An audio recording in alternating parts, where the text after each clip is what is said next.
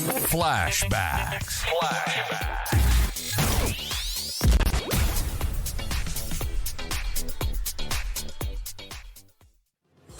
Past players, past legends.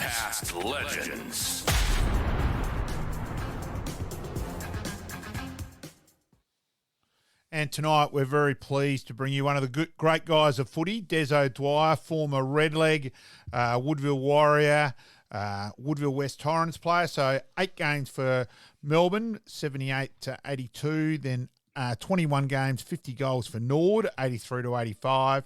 105 games for Woodville, 7 goals between 86 and 90. Then in the amalgamated side, Woodville West Torrens, 17 games in 91 and 4 goals. Also very good cricketer for Fulham, king of dominating the reunions at Norwood and Kilburn over the last few weeks. Welcome aboard, Des. Thank you, Malcolm. Great to be here. Thanks for joining us, mate. Yes, thank you. Thanks, Pete. How are you, Pete? Yeah, very good, thank you. We like to sort of get a little bit of background on how you made your way into football and doing a bit of research. You're from Victoria. We won't hold that against you, but growing up in Shepparton. Yeah, so it all started back on a little country farm out at a place called Coomboona, which was a little farming district about 12 miles out of Shepparton in the heart of country Victoria. Sort of cut my teeth playing juniors, in the school system, and then progressed to playing for a club called Shepparton United in the Golden Valley League. Played a few years there as senior footy, and then sort of found my way into Melbourne. Had 3 or 4 years with Melbourne Footy Club. Matter of fact, they dragged me down for a game when I was only about 16, and in 1978, as a one-off game, happened to have a run against St Kilda at Moorabbin Oval in the mud, and happened to kick a goal with my first kick and all that stuff. So that was all pretty exciting and surreal. I was only 16 at the time, so you can't do that these days, of course. So and that was under Dennis Jones, who also here was Centrals, I reckon, Dennis Jones. You've done your research there, Malcolm. Well done, yes. So that was 78. So sort of things were a bit tough back for Melbourne in those late 70s. We hence they got a bit desperate and recruited a young kid from the country of Victoria. So, but I didn't actually go down for a year or so. I actually did my knee in my second last game of that next year, and went down my first season and had the old full knee reco situation, and so I didn't actually start playing again really until about 81. So I debuted in 78 and didn't play my second game until 1981, so it was a long time between drinks, but ended up, and then Ronnie Barassi came in 81. So how was that, Des? Yeah, Carl Dietrich and Ron Barassi. Carl Dietrich in 1980. Matter of fact, Carl was the one that encouraged me to just go and have my knee done. I actually, when I first did it, I was sort of a bit shaky and wonky, and he just come up to me in pre-season training at the start of 80 and said, just go get it done. He said, I had mine done at your age, it'll be fine. So that's what I did. And so that was the influence that Carl had on me, but I didn't have a lot to do with him other than that. But, Barras came in 81, and it was a slow, long burn there as well. I think Barras had 5 years at the club, and I was there for 2 of those, and they were pretty tough years. We still weren't winning too many games, and he was obviously fairly ruthless. It was an experience, that's for sure. Now, can we just rewind a little bit there? You mentioned you were playing senior football back in the home club there before you got your opportunity to debut against St Kilda. Yes, were you playing senior football at 11 years of age? Because that's what it sort of sounds like.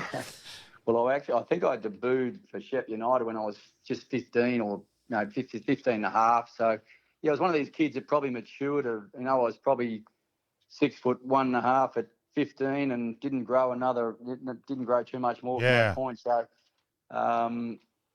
it all clicked fairly. It's just something I naturally did, and played senior footy at 15, So, and 78, I played Teal Cup. We actually came over here for the carnival, and that was 78 was a big year. I played that game for Melbourne and Teal Cup, and then Shep United we participated. How did you go in the Teal Cup, Des? Yeah, apparently I was close to All-Australian selection, but missed out. So who knows, mate? Yeah, had a reasonable carnival and think South Australia won the carnival, and Mark Wiedemann won the medal that year. Yes, I remember that. Yeah. Yeah, in those days it was just Victoria. There was no metro and country. Yep. It was just one side from Victoria. So that was great. Little did I know that a few years later I'd be actually living over here and playing for Norwood. So amazing. Well, just go back a little bit on Barassi being your coach. What was that like? We normally ask this right at the end as to who your favourite people are in football, but I want to ask it now. Was he a little bit of an idol of yours, and then you got to play under him? Look, to be honest, Pete, it's such a long time. I played 6 games under Barras, I suppose. 6 or 7, I think. As a kid too. And I was a kid, and I can't really recall. All I just remember really is the training methods. And I remember one particular night we got flogged by St Kilda actually, and Barras, we just did circle work all night. I reckon it went for nearly 2.5 hours non-stop in the rain. And he brought us in twice, I reckon, throughout the night, and each time he said I was nearly going to end it, but then someone dropped the mark, so off you went, sent you back out. So he was uncompromising, and he sort of even the likes of Robbie Flower, who I was lucky enough to play with and be good mates with, even the likes of Robbie sort of struggled with his ways a little bit and lost confidence at times, can you believe? So fortunately they don't coach it like that anymore. Obviously in his era he was amazing and extracted the best out of blokes. That I think it was more or less, if you couldn't cope with his ways, you wouldn't cope in a grand final. That was sort of I think the methodology behind it all. And he was just so ruthless. But look, off the ground, mate, you wouldn't meet a nicer bloke than Ron Barassi, and until of recent times, of course, he's passed away now, but he'd always remember your name. Wouldn't matter how many games you played, he'd still remember you and, engage with you. I went to a couple of Melbourne Footy Club past player functions over the years, and he'd always, say good day and remember you. And he was an amazing person and great.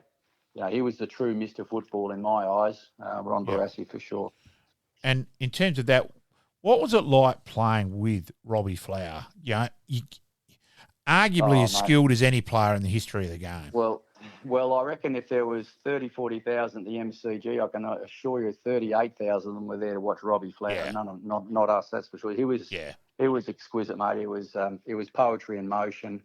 You've seen replays of him. I loved him. And I remember one state game. It was over here actually. He stood KT. He moved to centre half forward and dominated. So that's the sort of. He was just a freak. Yeah. And a lovely bloke to boot as well. One of the nicer guys in footy as well. I remember, I think Dipper Domenico, Rob, he almost felt guilty one day. I think he whacked him, and I don't think he went up to him and nearly apologised. He felt that guilty that he'd almost, it was like shooting Bambi type thing. So it was that popular in the whole league, mate. He was amazing. So we have to ask. We've spoken to a couple of players who cut their teeth a little bit in the VFL before they made their move over to the SNFL. But what was it like playing at some of the suburban grounds back in the day? Because it's sort of lost a little bit these days with only 3 or 4 venues being used. Yes, it was daunting. I remember that, going to places like Windy Hill and in particular, my last game was Cardinia Park down at the Cattery. That was the only game I played in my last 82, year. 82, and we got flogged by Geelong. And I stood a bloke by the name of Gary Malarkey. Good player. WA boy. He was built like a proverbial, and he was very, very, very hard to stand. And but the crowds were incredibly parochial, and then you had your Windy Hills, and I played a couple of games at Moorabbin and. Of course, at Victoria Park, Collingwood's home ground, and Princess Park with Carlton and Hawthorn were there, I think. And then you'd head out to Waverley and you'd sink 3 inches into the soggy turf out there, So they were interesting times, that's for sure. What was it like? Because, we look back on history and the VFL almost sort of went broke back in the early to mid-'80s. Was there a sense of that from the playing groups amongst yourselves? Because... I don't think. Look, there wasn't big money being thrown around. There were certain clubs, I think, like your Collingwood. I remember a big contract going out for a Richmond player that went across to Collingwood. Edwards was his name. Yeah, Butch And then Edwards. there was, Butch Edwards. This is the thing about Ron. I come back to Ron Barassi. Barassi had this vision even before then, that for the game to survive, it needed to go national, and he was even thinking internationally too, probably. So it was the foresight of Ron Barassi's. He pushed that sort of stuff and obviously went up to Sydney and helped out and coached for when they went up there as well. And so he didn't just, it wasn't just him talking, he actually was a doer as well. And, but yeah, certainly, the VFL competition itself was, once it went national, it's, and the TV rights and all that, so it certainly saved the day. Oh, yeah. That would have been right at the end of your time there, Des. That's why I asked. Where Collingwood... Yeah, it was 80, the year I finished 82, I reckon South Melbourne ended up in Sydney either they were playing games on the Sunday, games, or they actually relocated. I can't quite remember. I reckon it was 82. But you had Collingwood and Richmond almost trying to kill each other with recruiting players. With Philip Walsh, there was David Cloak, Rains. It was incredible. It was just quite crazy. Very true. Ridiculous. So I mean, there was money being thrown around that probably these clubs didn't have, I guess, and then you had certain clubs over the journey that have been very, very close to insolvency. So but I think the way the AFL's got it structured now, it's they're still pouring lots of money up north, of course, but it's because of the TV rights that they've managed to keep all these clubs, and the location of a footy club now is not as critical as it was probably 10 years ago. Like we all say, there's too many teams in Victoria, which there probably are, but at the end of the day, there's this massive pool of money from TV that which governs it. So, and that keeps everyone alive. So unless they can relocate clubs, they won't be chopping anyone out of Melbourne, I wouldn't have thought. So, Des, then you moved over to Norwood. Transfer employment, was that with the bank then, with the National Bank then? It was, yeah. So Melbourne, there's a couple of things there. Melbourne had a connection with Norwood through Ross Dillon, and there was other people as well. So there was obviously being Stephen Red and Blue Curley as well. Steve Curley, and there's other names I can't quite recall, but there was a solid connection. And the other thing was there was Red and Blue, of course, and of course my other club, my first club, Shepyard and Yard, they were Red and Blue Demons as well. So I went Red and Blue, Red and Blue, Red and Blue. So nothing wrong with that. Well, fair to say it's in the blood then. Yeah, it was in the blood, red and blue running through the veins for sure. So, it was. I remember what happened was my last game for Melbourne was a reserves game. It was my 21st birthday actually. I actually kicked 8 in my last game, and we were playing South Melbourne on the MCG. And a couple of weeks before, I'd been given the heads up by Stan Elves, who was the Barassis, one of his assistants, who said, "Look, Desi, we're going to move you on." Mate, I've only had two or 3 years there, not even that, not a lot of footy. But anyway, I said, "Oh yeah, fair enough." And I kicked 8 in the last game on the G, and I remember going up to Stan. I said, "Oh, Stan, can I stay now?" They said, "No, sorry, Desi, but you go and we'll help you out and do this and do that." So as it turned out, I ended up. I went over to Perth for a weekend and had a run with Subiaco, and just didn't really like that at all, to say the least. And then came in and had to come over, and Nerio Ferrario picked me up at the airport, and we shot up to Victor Harbour and went to the famous Mount Brecon camps. Oh, wow. And I met all the lads. So I got there Friday night, so I missed that run on the Friday night, which was a killer. Yes. But I had the Saturday and Sunday with them, so it was a solid session. But it was probably more solid on the Friday night and the Saturday night. Exactly. On the you know what. So the Crown effectively got you to the parade. There's no doubt. Look, just love the blokes, love the vibe. Obviously, Norwood were reigning premiers in '82. Yep. Greg Turble's one of the first blokes to come up to me and welcome me, and I'll never forget that. And I've told him that. So. The great Greg Turble, and so I just felt right, and didn't hesitate to come across. And Wally was in charge of it all, of course, and got it organised and got me signed up. And I was by the February of '83, I'd moved across, got a transfer in the National Bank. and the rest is history. So had 3.5 fantastic years at the Norwood Footy Club. It's still a big part of my love of footy, and as you know, I went to the Norwood, the '84. Even though I didn't play in the '84 Premiership, I went across the other week and had a great day and caught up with everyone, which was fantastic. And Barmy was there, and it's great to see him, and he's looking fantastic. And so all the boys was terrific. So yeah, and thank you for that Woodville West Torrens bit too, where I got there and there was a bit of a stuff up what table. Greatly appreciated your help with that day too. No Des. worries. Yeah, no, that was a great day as well. And Barmy was a guest speaker that day as well. So actually, I dropped Barmy home that night. So me and Barmy are best of mates, as we always have been. Well, we'll get into that a bit later, Des. Talking about Barmy, you've gone from Barassi, and then you've come over to the SNFL, and you've got Barmy as a coach. What are your thoughts on him from the inside? Because from the outside, it looked like he had a good relationship with all his players. He was fantastic. And look, one thing I've always said is, my goal would have been to play regular senior footy under Neil Barmer. Nothing would have satisfied me more. Unfortunately, that didn't happen to the extent that I would have loved. People say to me over the journey, Barmy was hard on you, this and that. And I said, I always say no. I just wasn't consistent enough. I just didn't, I'd have great games and then I'd have shit games, excuse the French. So it wasn't Neil Bum. He was a very good analysis of players. And, at the time I wasn't cutting the mustard. And look, I think I came good eventually when I went to Woodville and probably had a bit more fire in the belly, obviously trying to prove certain people and wrong maybe, and that sort of drives you and so forth. And I got over some horrible injuries I had at Norwood as well. I missed a lot of footy at the Norwood Footy Club. Now, Des, one thing with Googling today, and I remember, obviously, but I could not find it. When did you kick the 10 goals in the trial game for Norwood? I reckon that was my first game. That's what I thought.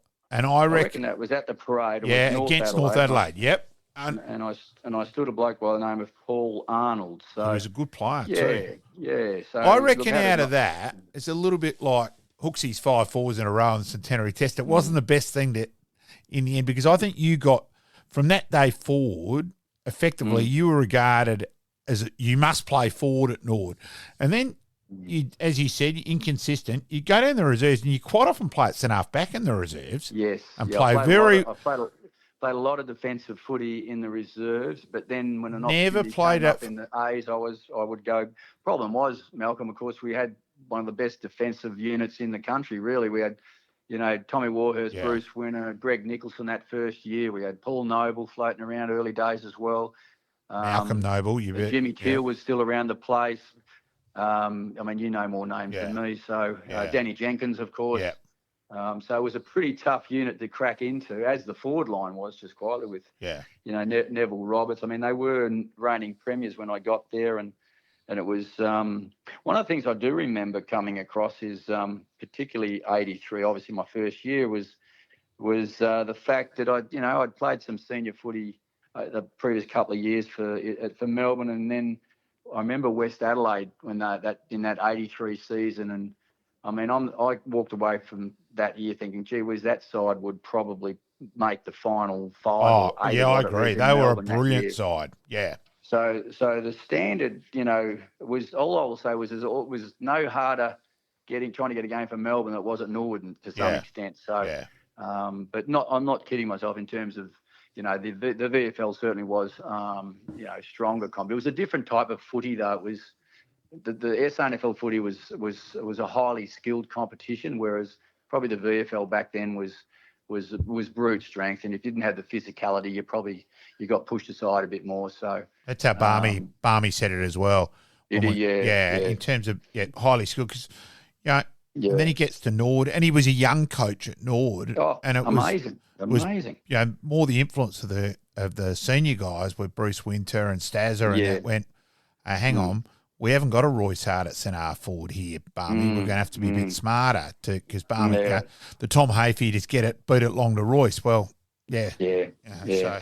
But I'll never forget Barmy's, and it still works today. Hit top of the square. That is as a fullback, you do not want the ball landing top of the square, because that is the worst area. So sides that still don't do that much is at their peril. So, and that was Tommy Hafey's pretty much, get the ball in top of the get it up there to Barry Richardson, Royce Hart, whoever was up there, and it was a formula that worked pretty well, because everyone knew what you were doing, and your small forwards were able to crumb off those blokes. And as we know, in 1980, one of those smalls was young Kevin Bartlett kicking 7, and in a grand final in 1980 against Collingwood. So it sort of worked.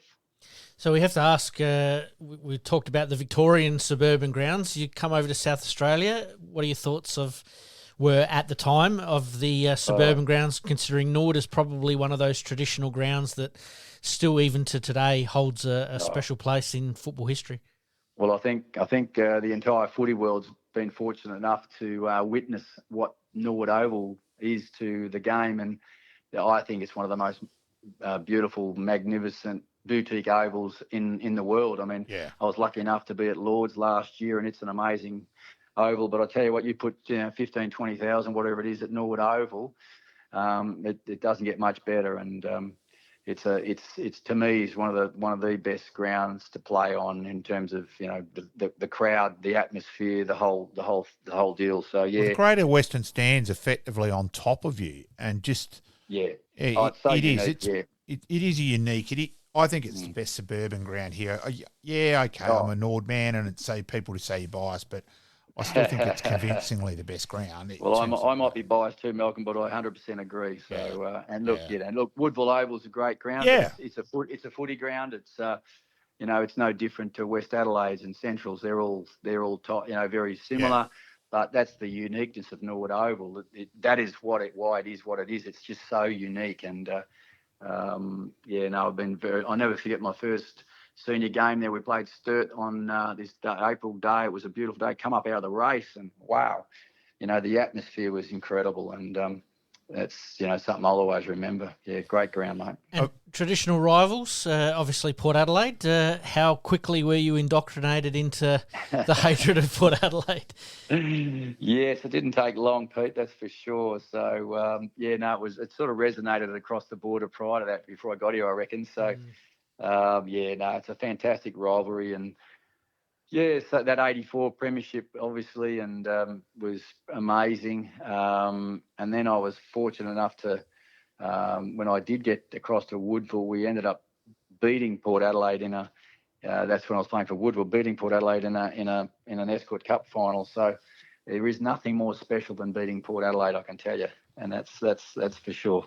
But the Norwood rivalry and the Port is second to none, for sure. Well, one other game we've got to ask you when you're at Norwood is you're kicking 10 against Sturt there. So that's got to have a bit of a place in your history mind.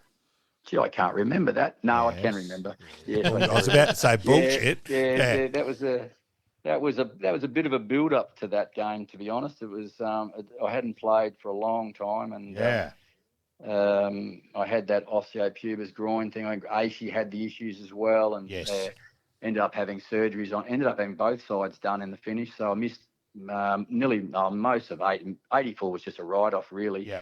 And then the other side went at the start of 85. So here we are again. I'm having more surgery at the start of 85. Well, we didn't muck around this time. I went straight and had the surgery, and within, I think I was playing by about round 8 or 9 or something, and I was playing some terrific footy, and I just couldn't, when I was going to get a bit of a go, and I don't think I'd played a senior game since 83. So I didn't play a senior game in 84. No. So I was well into 85, and I actually said, Barmy, could we have a catch up and have a chat? And he said, yeah, sure, come over after training tonight. Yeah, blah, blah, which I did, and I went around there and we sat down, and I said, look, mate, I've left my family, and I'm over interstate. I'm over here to play senior footy, not reserves. And I said, look, I don't think I can play any better, and I don't seem to be getting a look in. And he said, okay, well, look, I'll tell you what, I'll have a look at you this week, and we'll see how we go.